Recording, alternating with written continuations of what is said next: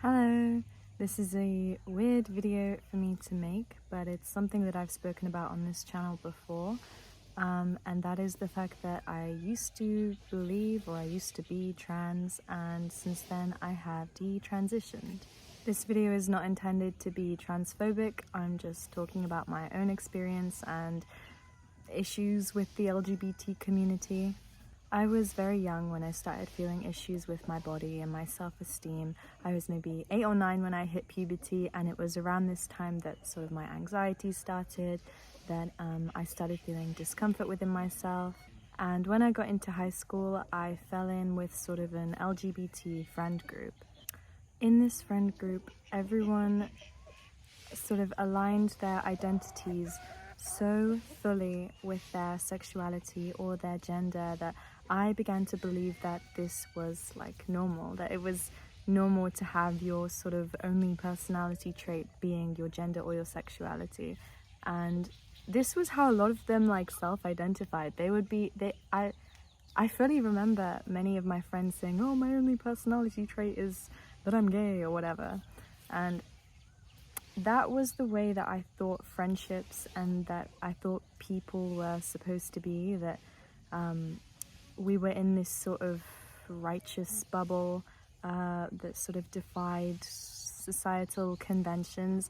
And when I sort of saw the idols that my friends looked up to, people like Elliot Page or Hunter Schafer, I would see posts from trans people that say essentially, you know, I struggled with my body a lot when I was younger, and then I finally realized that I was trans and I decided to fully transition, i.e. like double mastectomy or bottom surgery, and then I finally felt happy.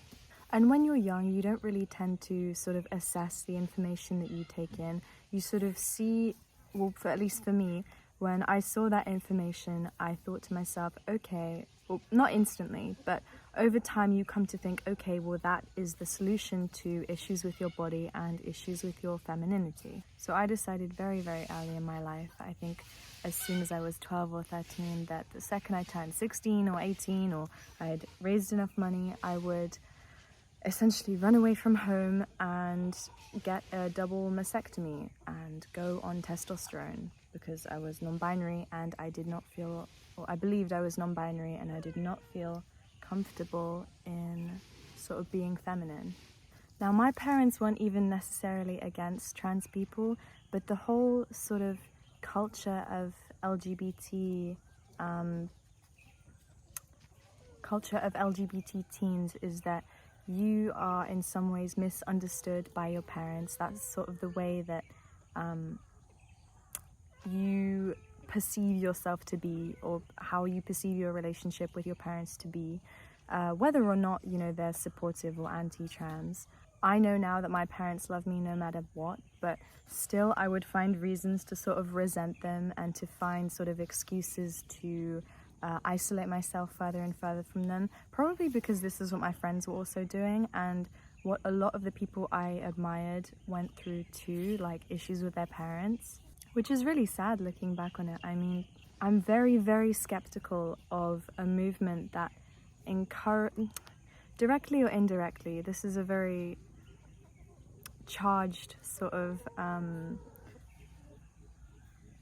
it's charged vocabulary. I don't intend it to be sort of criminalizing them, but I'm very skeptical of a movement that sort of isolates children from their parents and makes them question their parenting and almost encourages them to step away and to sort of have a found family rather than cooperating with and trying to understand your already family. And it's true too that I had a terrible relationship with my parents and with the rest of my family when I identified as trans. It was very, very easy to fall into the mindset of no one understands me, I'm from a different generation, my issues are completely unique to me. But the truth is that when I spoke about it later on, sort of after, with a few of the women in my family, they too have like struggled with feeling feminine in their younger years, that doesn't necessarily mean that they're trans. And this is one of the biggest issues that I have at the moment. I think it's sort of posited as a solution when really the solution is something else entirely, or rather a teaching of like self-acceptance in a way. And no one ever explained to me that puberty would be a difficult time emotionally. I knew, of course, that like hormones were high and like my body would change, but that was about it. No one ever told me that it's a strange feeling going from sort of childhood to adulthood. And the difficulty of that does not point necessarily to your gender identity, it just points to sort of your own discomfort and mental health. I publicly identified as trans or non-binary for 4 years until I was, I think, 15 or 16, and after which I sort of made an Instagram post that said, I'm not trans anymore. And then I think I deleted Instagram and I sort of isolated myself for a very long time, because whether or not it was real, I sort of perceived the whole wide world to be against me. So I had sort of built myself into this little victim mindset where I thought that, you know, because of course people didn't fully understand the fact that I was non-binary. I mean, a lot of people did not, because we were 12 and 13 and this was a new thing. But I took that very, very personally, and I took that to mean that they were against me when they probably weren't.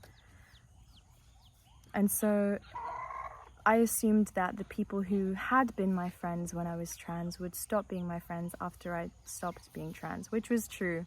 My LGBT friend group pretty much instantly disowned me, and I them to some extent, because I was slowly coming to terms with the fact that I did not want to be friends with people who I considered to be superficial. But that's another issue, and not one that I'll talk about publicly. The next couple of years after I sort of publicly detransitioned were very, very hard. It was really difficult to sort of re-establish myself, knowing that I had made such a huge mistake. And that was probably amplified by my own feelings of depression and social anxiety. And it was just, I don't think I ever fully reintegrated back into like high school society after that, because I found it really embarrassing. It was a difficult thing to have gone through so young and to base your whole identity around. And it's such a big thing that when you realize that you're no longer that thing, the people around you just turn, essentially. They think that you've been like lying to get attention, which I don't believe I was at the time. I think I was just heavily, heavily misguided, and being so young, I was so impressionable. And I read recently that it takes 14 times of being told something for a child to believe it. And so I suppose it could have just been that I was told so many times, it's possible that you're trans, it's possible that you're trans, that eventually I started to believe it. And this is nothing against the LGBT community, but I think I know a lot of people with stories similar to mine, both personally and online, but no one really talks about them. No one really talks about the rising amount of young women who at some point considered themselves trans, either medically transitioned or didn't, and then came to regret it. The only real time I've heard this discussed publicly or online was through a Joe Rogan podcast with Abigail Shrier, who has also written a fantastic book. But she basically says that to some extent, and this is nothing against like the transgender community, but to some extent, being transgender now is to depressed teenage girls what, say, anorexia was in the 90s or drugs were in the 70s. It's sort of what girls who have home problems, who have issues with their body, who have issues with their family, it's what they turn to as a solution for their identity. Or not solution, but what they base their identity around. To me, this is so convincing, because I can see it now, how incredibly high the levels of transgender people are rising, particularly amongst young teenage girls. I mean, it's unprecedented. It's a several 1,000% increase in the last 20, 30 years. And you have to consider that some of that must be cultural and some of that must be societal. I don't think it happens organically that, you know, such a huge percentage of young girls just wake up one day and realize that they're trans. I don't think that that's organic. I think that that is motivated in some way, whether they perceive it to be that way or not. But the trouble with this is, I mean, despite the fact that I date women, not exclusively, I don't identify as being part of the LGBT community, because to me, the LGBT community, or the one that I have experienced, clings so much to its beliefs and to its system and its agenda of sort of self-victimization and attacking anyone who disagrees with this experience. This is true of a lot of detransitioners, that I can't personally agree with it. I don't think it's right to sort of attack anyone who doesn't agree with your specific dogma, and this is in no way an attack. If anything, it's me speaking about my own experience in, not officially, but rather leaving the LGBT community. And it's a difficult thing to talk about. I know that a lot of people will probably resent me for putting out this video, despite the fact that I've tried to stay as true to my own emotions and experiences as possible, but I do it with no malice in my heart. If anything, I do it out of empathy for other young girls who are like me, who see this as the new solution to their issues with themselves and their femininity. Every day I am so grateful that, like, my parents didn't have enough money for me to medically transition at 12 or 13, or that I didn't run away from home and decide to have a double mastectomy, or, you know, that it's difficult for young people in the UK to go through these treatments, that you have to wait so long. Because if I had not had to wait so long on the NHS, I would have regretted it so much. I mean, in the past couple of years, my femininity has brought me so much, and I never would have been able to experience that had I not detransitioned and taken the time to really consider my own identity. And I know I'm not alone, because I personally have at least like 5 to 10 friends that have all done this, to some greater or lesser extent. And I think the statistics mirror this too. It's something like a majority of people who transition are equally as depressed as they were before than they are after. And I think the percentage of suicide goes up very highly 5 years and after medical transition for a large percentage of people, which is interesting to me because it was always posited as a life-saving surgery to have sort of top or bottom surgery. And I think it's such a huge decision to make without having been told the other side of it. I mean, things like testosterone, they tell you that it's not permanent, but it is. If you take a look at some of the public sort of detransitioners who have been on testosterone, who have become infertile because of it, because that is an inevitable side effect of testosterone, who experience joint pains their whole life, chronic pain, fevers, anything like that.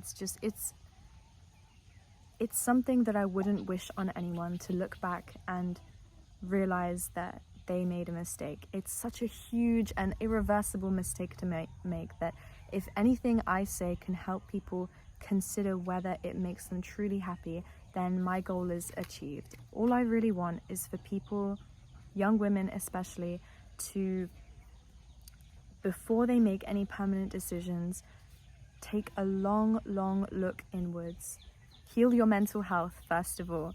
That is the biggest thing, I think. Heal your mental health, and then consider if you still feel uncomfortable within your own sexuality or gender. Because for me, after I healed my mental health, I feel almost no inclination towards like masculinity or androgyny. And I think that's the case for a lot of people who sort of experience depression in their earlier years, but then change as they get older. It's a terrible mistake to make, and one I hope that is made a lot less often. Obviously it's not a mistake for everyone. I'm not talking about everyone, I'm talking about the select few who are socially pushed or socially nudged into it. I'm so grateful every single day that I did not make any medical choices that would have affected me my whole life now, because if I had had the choice when I was 12 or 13, I fully would have believed, yes, I want to be infertile my whole life just for this. And now having children is like my #1 goal in life. It's my biggest goal. It's my dream now to have children, and it breaks my heart that that could have been taken away from me if I had been encouraged just a little bit more by my parents or by, you know, the system or the NHS or anything like that.